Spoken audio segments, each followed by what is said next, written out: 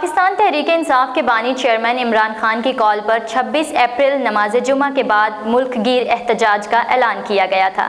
इस वक्त हमारे नुमाइंदे सरदार ताहिर महमूद गुजरांवाला शहर में मौजूद हैं। इनसे जानते हैं एहतजाज की ताज़ा तरीन सूरत हाल। जी सरदार ताहिर, आगाह कीजिएगा।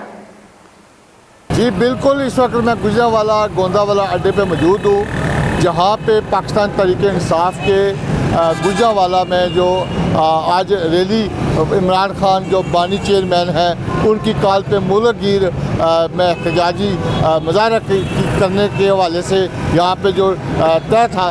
तो आज जुमे की नमाज के बाद गुजरांवाला शहर के मुख्तलिफ दाखिली और खारजी रास्तों पर पुलिस की भारी नफरी मौजूद है और उसके साथ यहाँ पे मेरा कैमरामैन दिखा सकता है कि मुकम्मल तौर पर खामोशी छाई है। कोई भी सियासी रहनुमा कारकुनान को बाहर निकालने में नाकाम रहा।